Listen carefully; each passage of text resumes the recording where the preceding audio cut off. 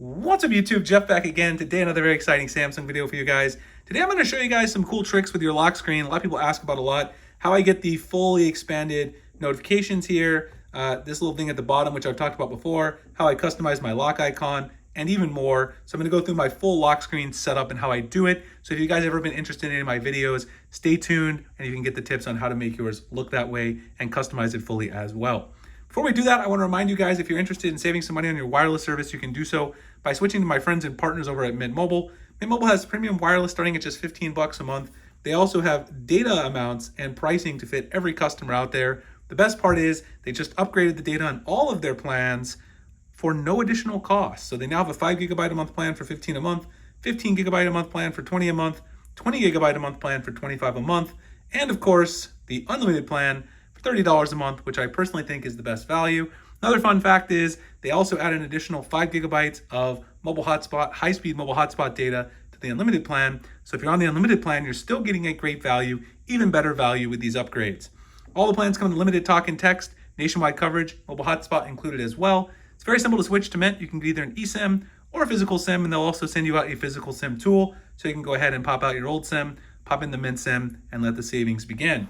I've been using it in Phoenix now for a long time, about 8 months with no problems. And if you guys haven't signed up yet, today's the day to do it. Go to mintmobile.com/Springer, links in the pinned comment description. If you do so today, sign up for any 3-month Mint Mobile plan with my link, I will send you out a free smartphone case of your choice. Like this beautiful D-brand grip that I have today on for the S23 Ultra, you can choose any case manufacturer, any phone that you want. Sign up for a 3-month Mint Mobile plan. Get in touch with me via Twitter, DM, or email, and I'll get that case out to you guys really quickly. There's a lot of people who have posted theirs over on Twitter that they got from this promotion, and I'm doing this as a personal thank you for you guys trying Mint, and we do appreciate Mint for being partners with our channel. So let's go ahead and talk about my lock screen. First of all, almost everything on my lock screen that I use is customized using Lockstar. But there is one thing that I need in addition to Lockstar that I use, and that is this little row of shortcuts here, which actually gives me an extra row of shortcuts in addition to the ones I have at the bottom. I really need to make them a little bit different because I have some overlap between them. But anyway, this is from Notification Shortcuts, which I've actually talked about this app in a previous video, and I'll link it below if you guys are interested. But Notification Shortcuts is a third-party app that allows you to have a set of notification shortcuts in your notification bar at all times. Now, if you use Lockstar, which I do, and you also use the expanded notification view on Lockstar, which I'll show you in a second, any of the notification shortcuts that you have in your notification dropdown will also then appear on your lock screen. So that is how I have this persistent set of notification shortcuts on my lock screen. So for the rest of what I do to my lock screen, we're using the Good Lock module Lockstar, which I've talked about on the channel before. You can find Lockstar inside the Good Lock app. You can also search it in the Galaxy Store manually yourself. Once you download it, it's inside the Makeup section. It is actually the 4th from the top. Go ahead and tap on Lockstar. You've got 2 options, either lock screen or always on display.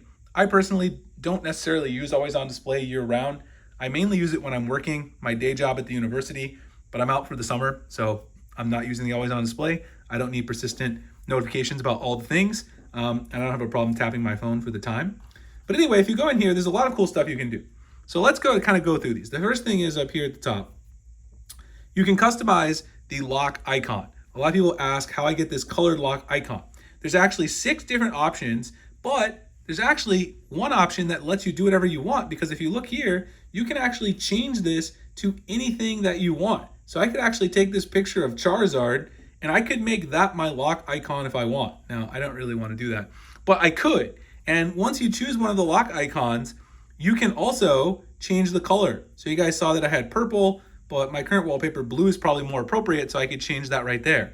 You actually got the dynamic color picker, so you can change it to whatever you want. So that's how I get the different color, different shape lock icon. Right below that, you'll see here, you can choose to either show or not show the various system icons. Now, people always ask me how I don't show all those icons on the lock screen. Some people don't like that cluttered look. You can remove those. So at the very top, those are on by default. You can go ahead and take them away. Now, the other thing you can do is you can choose to add a sticker right there. I personally think that makes it look pretty cluttered, but you could add some cool stuff there and play around with that. A lot of people know that you can change the clock style itself on the lock screen, and that's pretty self-explanatory. Samsung's had lots of options forever. There's a lot of cool options. You can change the scale of the clock. You can make it bigger, smaller, whatever you want to do. Now the next one down here is the option for expanding your notifications. So if you tap here in the left corner, you can have the condensed notifications, which is what they have on by default. It just shows the icons. Or if you want more information, which I do, you can choose the expanded view by default and it expands everything.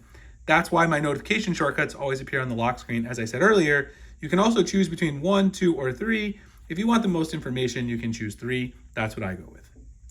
The next one is just the music player. You can choose to move this around to have optimal, spacing, depending on, obviously, if you're gonna have the expanded notification view, you'll have to move this down from the default, otherwise it's gonna look really weird.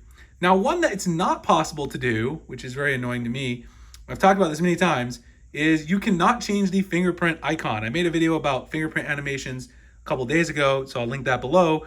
You need a third-party app to mess with fingerprint icon on the Samsung phone, and we can't even change the position of it. Of course, that's because the fingerprint sensor is there, but it would be nice if I could change the icon itself, but we can't.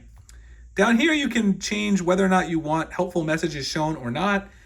Within that, you can choose to change the scale or the size or the color and also the transparency. Obviously, you don't want to make those too transparent because then you won't be able to read them.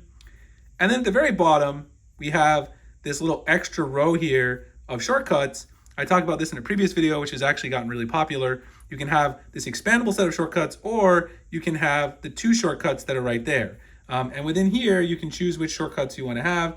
You can see I actually have one that I can fill there. I'll put my calendar in there.